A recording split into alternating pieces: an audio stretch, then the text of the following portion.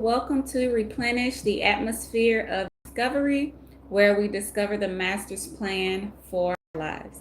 So today's session is on overwhelmed. Today we are going to be talking about being overwhelmed. This is the 95th session. Okay. So overwhelmed is a feeling or an emotion that makes you feel overpowered.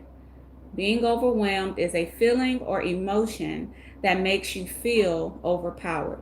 Something is creating pressure until you fold under its power. Does that make sense? So you've been overpowered by your thoughts, by your feelings, by your emotions, your ideas, your life. You've been overpowered by people. You've been overpowered by your health, your responsibilities. Being overwhelmed is not a fact. It is a feeling or an emotional state. And that distinction is very important. Being overwhelmed is not a fact, it is a feeling or an emotional state. Okay, so God did not give us emotions to be overpowered by them, right? Emotions are meant to signal and guide you. He did not give us this computer, right? For us to short it out by allowing outside things to cause it to malfunction and not be able to plan, not be able to manage or articulate simple thoughts like what we're feeling, right? Or what is it that we want to do? Has somebody ever asked you, how do you feel when you were overwhelmed? Right? It's hard to answer. You just want to scream and hope that they can interpret it, right? All input to your brain must be filtered, okay? Forever. This is something that you will always have to do as long as you have brain function. Everything that you are digesting into your brain cannot be left unfiltered, right? Because God did not give us this computer, right, for us to short it out by allowing outside things to cause it to malfunction. We need to understand that everything that we digest, everything that we ingest, whether it's through our hearing, our thoughts, our eyes, whatever it is, it must be filtered forever, okay? For eternity, right? We must filter everything that we're putting into our minds. So first you must find out, is the feeling that you're feeling true? Okay? If it leaves and it returns, it goes and it comes, right? Then it's a feeling. But if it stays no matter what, then you're probably dealing with an emotion. Okay? So you have to know the difference so that you can assess it and so that you know how to respond. Okay? Knowing the difference between if it's a feeling or emotion will determine how you respond to feeling or being overwhelmed. So you have to recognize and address those overwhelming emotions and events that force you out of emotional regulation. And remember, we talked about emotional regulation in session 90, right? Some of the common things that cause us to feel overwhelmed is that feeling like you're trapped, right? Feeling unsafe, feeling unheard, being accused falsely, right? That can cause us to become overwhelmed. Also, our unhealed traumas and triggers, that can cause us to be overwhelmed as well. Overwhelmed means that you are under another power, right? It's not you, it's not your natural state. You were not designed to be overpowered, okay? It affects your ability to think clearly or to plan to even handle the situation that you are facing. Being constantly overwhelmed or overpowered is a form of oppression that brings with it torment and anguish, right? Physically feeling like you're being suffocated or feeling like you're being drowned, and you are, right? The pressure does not just sit in your emotions. And if you're having issues with pressure, that is session 69, okay? Pressure does not just sit in your emotions. It presses and presses until it starts to physically impair you, right? It starts to physically impair you. And you don't get to control what that oppression is pressing out of you, right? Sometimes it's pressing out of you your purpose. Sometimes it's pressing out of you your dreams, your ambitions. It's pressing out of you the truth, right? You don't get to control what pressure is pressing out of you.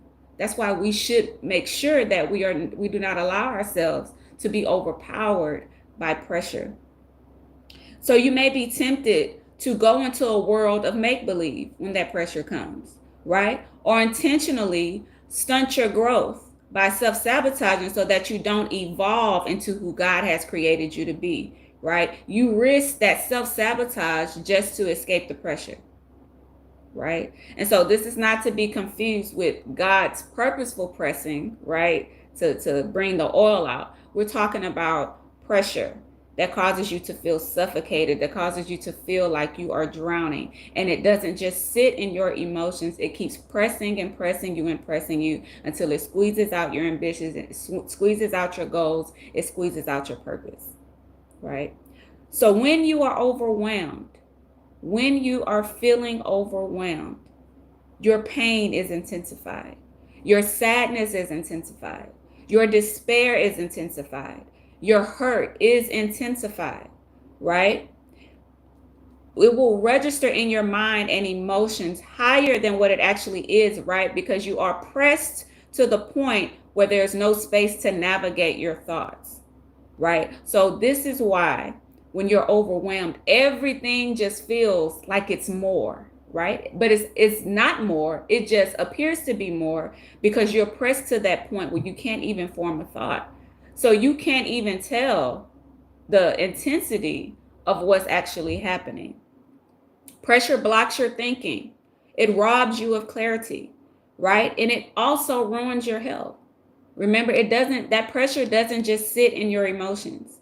It keeps pressing and pressing until you are physically impaired, right? And you're being pressed so tightly that you cannot navigate your thoughts and your feelings because there is no emotional space to process them, right? So the key to breaking this power over you is to find the door that you left open, right? And here are some of the doors that lead you to becoming overpowered, right? False responsibility. A lot of us leave this door open, right? Putting yourself in God's shoes, sometimes not intentionally. You're not trying to be somebody's God, right? So sometimes it's not intentional, but that's called false responsibility, right? Taking on burdens that are above your capacity, right?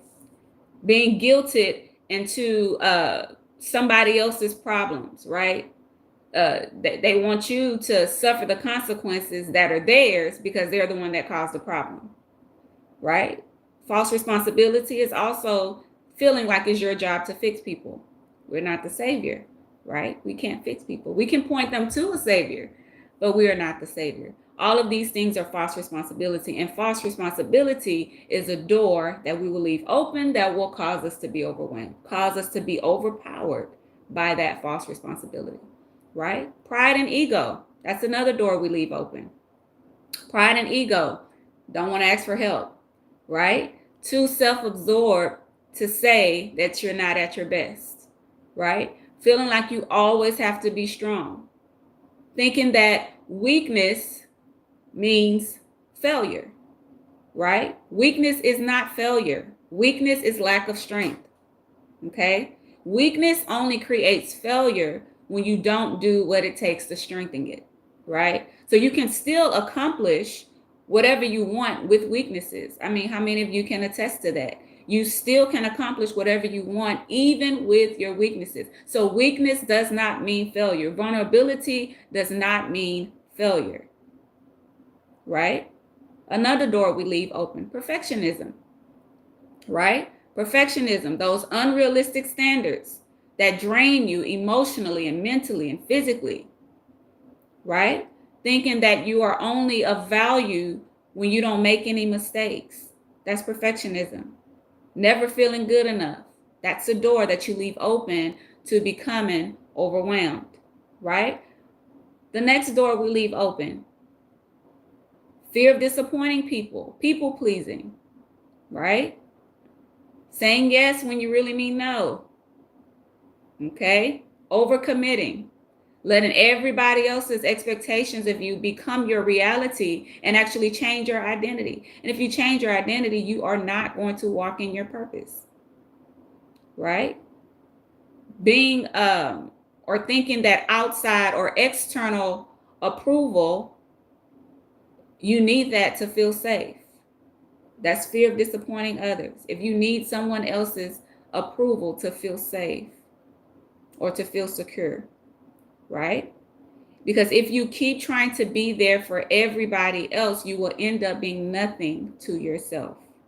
Okay? So that fear of disappointing people and people pleasing, that's a door you leave open to becoming overwhelmed. Another door, unhealed, unprocessed triggers and traumas, right? It makes you react from old wounds and not what's actually happening presently, right? And what is unhealed will get repeated until it's released. Whatever old wounds you have that you don't want to process, that you want to keep pressing down and not dealing with, it keep repeating itself. Different people, right? But you'll keep bringing it up and it'll keep repeating itself until you release it. Okay? Isolation. That's a door we leave open to becoming overwhelmed. Right? Where you create a world where you allow your thoughts and your feelings to torment you. And this happens because of shame or lack of trust, right? We don't trust people. And you know how you kill shame? You remove the secrecy, right? You speak up about it. Give yourself grace to make mistakes, right? And then you replace the lie with the truth. So if you want to kill shame, because that's what causes some people to go into isolation, which causes them to be overwhelmed. You want to kill shame, let go of the secret. Stop keeping things a secret, what you're going through, right? And you replace that lie with the truth. You have to deal with your trust issues. If you're having issues with trust, session 54, go back, listen to it, right? Isolation opens doors by pulling you away from people that are healthy for you, right? Just because you don't like that they're telling the truth, or just because you don't like that they're not enabling you to stay stuck in that pit. Okay? Isolation is a door that can cause you to become overwhelmed. Comparison, that's another door. Okay? Comparison, measuring your progress, your purpose, or your emotions against someone else's, right? Comparison is a joy killer. Comparison distorts the truth of where you are and how far you come. It makes sure that you do not see it, right? And as we talked about last session, then the other door, unforgiveness and bitterness. Unforgiveness and bitterness is a door that keeps you open to becoming overwhelmed, right? Because you're allowing your past pain to control and affect your life, right? It affects your mindset, and it also affects your eternal resting place. That forgiveness, unforgiveness, and bitterness, right? So you're not just feeling a little off. You're being oppressed by these things. And oppression, when you don't address it, brings torment and anguish, right? And can physically, mentally, spiritually, emotionally paralyze you, okay? So to stop becoming overpowered, you need to shut all of those doors. You cannot leave them open, okay? When you think about your day before you go to bed, start shutting those doors. If any of those doors are open that I've listed, right? Stop leaving those doors open until tomorrow. And when you wake up, and it just so happens that in your dreams alerted you to some doors that was open, shut them before your feet hit the floor. Like, we have to become aware of what's going into this computer. It's not just the organ in our body. It is a masterfully created computer. Okay? When you're overwhelmed, you need somebody who actively listens. You don't need a talker. Okay? You do not need a talker. You don't need somebody that likes to hear themselves talk, right? Stop calling talkers and busybodies when you are overwhelmed, right? They will only make it worse because they give you more stuff to pile on to what you're already overwhelmed about. And they make it worse because now they want to tell you about what they're overwhelmed about. Okay, instead of just listening to you process this thing out loud. Most people can process emotions just by speaking what they feel, right? Hearing it and then responding accordingly. They just need somebody to listen, right? And you know that you have an active listener when they ask you questions that keep you talking it out. When you talk to someone and the more you talk, the more you're figuring out, that's an active listener. That's the person you need to call when you're overwhelmed, right? Because you don't even understand. Your brain is computing what you're saying and you're listening to what you're saying, and it's all computing, right? So they're helping you process instead of adding their own pressures to the pressures you already have. Do not call talkers and busybodies when you are overwhelmed. You need an active listener, right?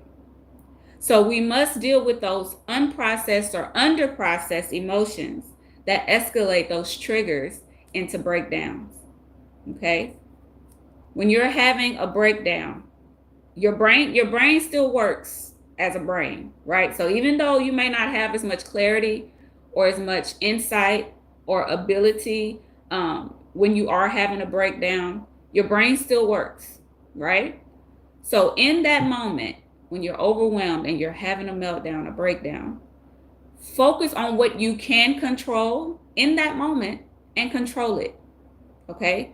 Don't plan to control it later, because if you can plan to control it later, you can actually control it now. Okay? Put a time limit on how long you're going to have that breakdown. Don't tell me you can't do it. You cannot tell me you can't do it because I've done it. Okay? My husband was preaching one Sunday and he gave everybody a 2-minute hourglass, right? Give yourself a time limit. Focus on what you can control. You're not focusing on the thing that is overpowering you. Focus on what you can control. You can control your breathing. Control your breathing. Stop the rapid breath. Calm down. Count. These are things you can control. Focus on what you can control and control it. If you can plan for a way to control it later, you can absolutely control it now. Okay? Put a time limit on how long you're going to have that breakdown. You're basically telling yourself and taking your power back and saying, I'm giving this body, which we should be in control of, nobody else, right? Nobody should be in control of us breaking down. Okay? Telling this body, I'm going to give you 60 seconds to do whatever it is you want to do. You want to scream, you want to jump. I'm giving you 60 seconds to do this, right? And after that, I'm going to do the thing that I can control, right? When you start timing your breakdowns, your brain handles it like a habit. Hear me when I say this. When you start timing those moments, whether it's anger, sadness, fear, panic, anguish, anxiety, whatever is causing that breakdown, whatever is causing you to feel overwhelmed, when you start timing it, your brain handles it like a habit, right? And then you will automatically start to do it when you feel that pressure. I said, this is a computer, right? So when you time it, your brain recognizes you only have 60 seconds to feel this way, and it'll start treating it like a habit. So you won't be overwhelmed for days and months and years. Does that make sense? Being overwhelmed is not a weakness, it's a signal. Okay? The signal tells you that there is something pressing on you. There is something overpowering you. And it's time for you to lift it, right? To name it, to address it, and close the door that gave it access. Okay? You were not created to be pressed out of your purpose. All of these things that are being used to overpower you, right? All of them. What did we talk about? False responsibility, right? Pressing. It's causing a whole lot of pressure. False responsibility, pride, ego, not asking for help. feeling like you always have to be strong, thinking a weakness that you have means a failure. It's not a failure unless you're not doing anything about it, right? Perfectionism. All of these things are doors, okay? Thinking that you're only valuable if you don't make mistakes. That's perfectionism. Feeling like you're never good enough. Fear of disappointing people. People pleasing, right? Saying yes when you really mean no. If you keep telling people yes when you really mean no, you have an issue with people pleasing. Can cause you to be overwhelmed. Why? Because you start overcommitting yourself, right? That people pleasing also cause you to accept false responsibility, right? Because you're taking on things that you were never meant to carry. You don't even have time to do the things that you're committing to, right? Those unhealed and unprocessed triggers and traumas. It's causing you to react. You're reacting. You're repeating the response to an old wound, okay? But it's not what's actually happening in the present. And what is unhealed, what remains underprocessed or unprocessed, will be repeated until it is released. Okay? Isolation. Most of the time we isolate because of trust issues and shame. If you want to kill shame, let it out. Talk about it to somebody. That kills the shame, right? And then you also give yourself the grace to make mistakes. Okay, replace the lie with the truth. Deal with your trust issues. Okay, isolation makes you push people away that are actually healthy for you, that can actually help get you out of that pit. And unforgiveness and bitterness, that's the door that causes you to be overwhelmed. Comparison, right? Comparing other people's lives to yours, the way other people handle things to how you handle things. But comparison distorts the truth of where you are now and how far you've come. That's what comparison does when you do that. You can't truthfully and rightfully measure how far you've come because you're judging it based on someone else. Right? So that's the gist of being overwhelmed. You're overpowered. You're allowing pressure to press and press and press until your body responds, which is basically short-circuiting your brain. Okay? So I hope that you learned something today. And remember, control what you can control. Don't plan for things that you can do right now, especially if you know you're a procrastinator. If you can plan for it, you can do it, right? So what's stopping you from doing it? What's stopping you from doing the thing that you need to do? Okay, so I hope that you learned something. I hope that you understand that God did not give us emotions for us to become oppressed by them, for us to be overpowered by them. Our feelings and our emotions are signals, right, that alert us to things that are unprocessed, things that we need to deal with, right? It alerts us to the processes going on in our mind and our lives. It alerts us to dangers. It alerts us to boundaries being crossed. Don't ignore it. Okay, so this has been session 95. If you want to do our online courses, they are online. You can go to www.edwinaebayewu.com.